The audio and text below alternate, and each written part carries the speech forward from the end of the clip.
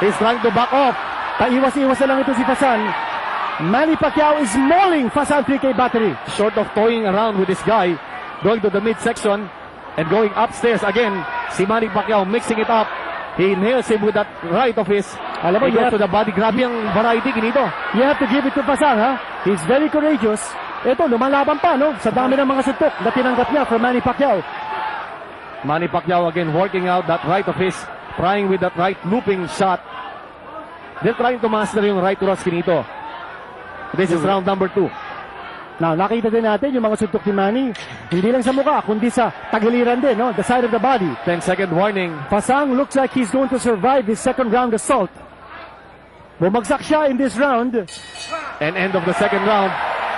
And we might say na ito si Pasong Birang, whether he's lucky to have survived the second round or whether he is truly a durable fighter, Kinito. Well, Fasang, yun ang plano niya, no? Just to be able to survive the early rounds. Ang plano niya, ubusin si Manny Pacquiao sa kanyang pagsusuntok. But it remains to be seen kung may ipapakita ito si Fasan na ofensa. So far, it's been all Manny Pacquiao. All business dito sa corner. That's Freddy Roach, Catman Lenny De Jesus, and Bubay Fernandez. And of course, si Mang Lito Mondehar. Yan po ang bahagi ng team Manny Pacquiao. Ito panurin natin. This is the Second round highlights. Tama yung kanan, tumama. Right hand, yes. That was the right hand. Again, the right to the forehead, Kinito. And that staggered and sent ito pong si Pasong Birang. Pero combination niya, makikita nyo ulit, yung jab, which looks like more of a straight. And then, ayun, Yung tumama yung left, yes. nayanig. Pero yung nakapag-set up doon, yung dalawang kanan ni Manny Pacquiao. That is what he's been working at. Yung kanyang kanan. He wants to be a two-fisted fighter in preparation for Marquez, Morales, and Barrera. But first, he's got to be able to take care of Fasan 3K battery. Ito, back dito sa ating bout. Round number 3. Manny Pacquiao trying to measure. Ito si Pasong Pirang with his right lead. Going up and down. Manny Pacquiao nails him with the left. Ito si Pasong Pirang. Got minute, Kinito. Well, he got rocked that time. Pero matibay, Kinito. Nakikita ko. Nasasalo niya yung mga suntok. Now, whether he's able to withstand the punishment. Oo, Chino, para pinasusuntok niya lang si Manny. But here is Fasang absorbing a lot of punishment. And Manny Pacquiao getting a good workout dito sa first 2 rounds. Oh, talaga. At sabi ni Manny, "Alika, suntukin mo ako." Para makatikim din ako, sabi niya. Saka kanina kagulat-gulat, Kinito, nakita ko si Manny na doon sa pre-fight tradition, yung tradition na pre-fight, no? Nakangiti. Nakatawa si Manny Pacquiao. Very loose siya. Yes. He was very loose before this fight. Very, very confident. At ito, tinatamaan na naman ng kanan ni Manny Pacquiao. Very slippery din ito si Fasang. Magalaw. Yung pinapractice niya, no? Right straight. Tingnan mo. Titignan natin maigi, no? Yung left, or rather that right hand that they're trying to work at. Ito pong corner ni Manny Pacquiao, led by, of course, Coach Freddy Roach. Pasundot-sundot lang si pero parang Fasan. straight na siya, no? Kasi gusto nila, maturuan ito si Manny Pacquiao ng parang style ni Larry Holmes na yung kanan na jab, parang straight na halos. Exactly. Yan, parang nakikita natin, no? Yung jab ni Manny Pacquiao na kanan, parang panakaut na din yun, eh. It has a lot of power. Hindi lang pag-setup, no? Although he could also be a setup for his left hand or yung combination right, left, right. Eto, bumabalik si Fasang. Again, yung sinabi ko kanina, no?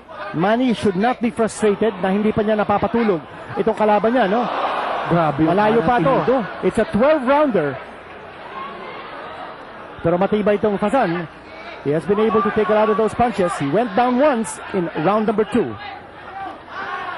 Trying that right upper ngayon. But Manny gets tagged with that left by Pasong Pirang. Both fighters again fighting out of the southpaw stance. No, ayun, tumama si Manny Pacquiao with that left lead. Overhand left. Well, one thing we have to also watch is baka naman masunog ito si Manny, no, sa dami ng mga suntok na binibitawan niya sa laban na ito. He's got to pace himself. Scheduled for 12 ito. Matibay ang kanyang kalaban. Pero sinabi kanina, Kinito, narinig natin, sabi ni Coach Freddy Roach, if we have to go 12, then so be it. Ano? Oo. Yan ang sinasabi nila sa kondisyon ni si Manny dahil maraming nagdududa sa kondisyon itong si Manny Pacquiao. But Coach Freddy Roach said, I guarantee you, if we have to go 12, we will go 12. Meron lang kung konting, ito na, under 5 seconds, at hilong-hilo si Pasong Pirang. Yes, he's groggy. He got staggered. Again, he will be lucky. He went down. He went down. Yes, tama yun. Walang fighter to be saved after the bell. And another knockdown scored by Manny Pacquiao. Pero as the dapat- third round ended. Dapat si referee Estrella continue the count. You have to continue the count. Although he got up, may mandatory 8 count yun. Bumagsak. Towards the end of the round, si Pasang 3K battery. Malamang hindi natatagal ito. Yung hindi ko pa nakikita, yung sustained attack ni Manny Pacquiao sa katawan. It's been all heads so far. At wala pa tayong nakikitang assault by Manny Pacquiao sa katawan ni Pasang 3K battery. Saka pansin mo yung kaliwa niya, bihira niyang binibitawan. Pag napadikit lang siya, but it's all been the right doing the work. Sabi kasi ni Manny Pacquiao kanina, abangan niyo yung kanan ko. And really, that right, he is trying to work at that so hard. At ito po, inuulit mo namin in preparation for that big one on February 26. He is set to meet Manuel Marquez in a rematch, but he has first to finish off this assignment of his. Round number 3. Round number 4. Nakita natin yung Chino, no? Yung right hand ni Manny turned the legs ni Fasano, a robbery. Towards the end of that round, bumagsak siya. And I thought that was a legitimate knockdown. It was. Kaya nga magaling ang basa ni Freddy Estrella na ito ay isang knockdown at the end of the round at the bell ito. Again, no fighter can be saved after the bell. And Pirang, ito na, alam na ni Manny kung anong gusto niya. Manny has gotten his range but he gets nailed with the left. Manny comes back with that looping right. Alam mo, very loose na din ang depensa ni Manny at this point, ha? Kung meron pang ibubugay ito si Pasan, dapat ipakita niya ngayon because here's an opportunity for him. Manny's fighting very loose, very confident. Napabagsak na niya na 2 beses ang kanyang kalaban. Meron nagsasabi, baka naman si Manny kargahin itong si Pasong Pirang. Again, I don't think so. hindi buo uso yan, ano? Ayaw natin i-risk yan. And Manny Pacquiao now, ang sabi nga naman ano dito, Oh, yes! One punch! The left hand! The left hand. Left hand! That left upper kinito. Parang upper yun. It's an upper left. Woo! That nailed. This is the third knockdown scored in this bout by Manny Pacquiao against Pasong Pirang. At sabi ni Pasan, okay, lalaban pa ako. One punch brought down Pasan in this round. Eto na na naman. Goodbye. And that's it. Finito. It's over. It's over. Manny Pacquiao, sensational knockout. Win-workout lang yung kanan. Grabe. Ginamit ang kaliwa. Pumunta pa rin siya sa kaliwa niya. Ano At kailangan hindi niya? malaman ni Pasan kung nasaan siya. Hindi niya malaman.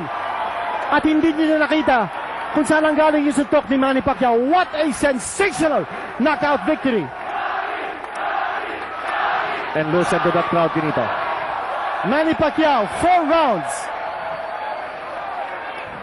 Knockout victory.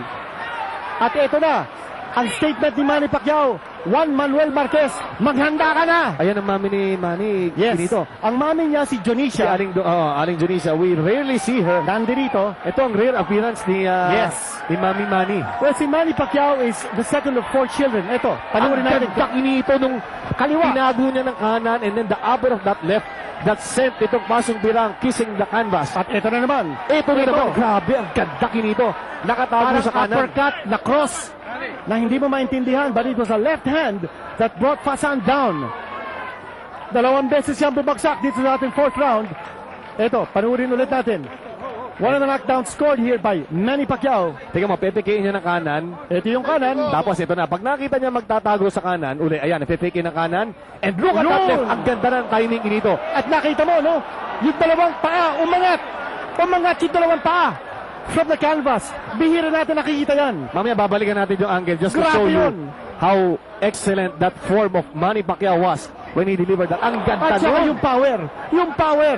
Umangat yung 2 paa Ah. from the canvas. And you rarely see that in a boxing fight. Not unless you see a Mike Tyson inside the ring. Mamaya Yan ho, ang power. babalikan natin and we will try to dissect yung form ni Manny Pacquiao that floored Pasong Pirang in the 4th round of this scheduled 412. Ang yanig sa tagig, naging banig sa tagig.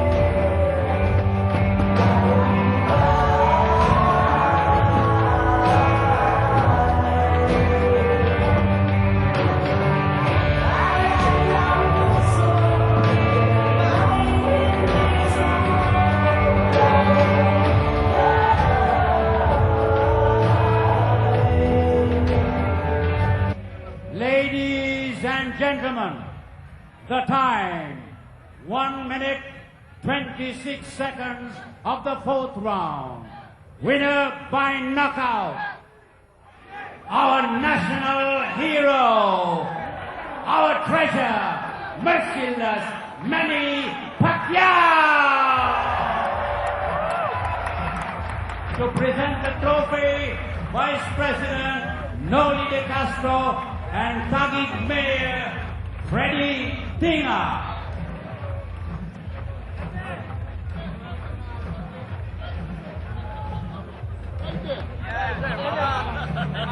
And now, Manny Pacquiao wants to say something to his Filipino fans. Manny. Magandang gabi po sa inyong lahat.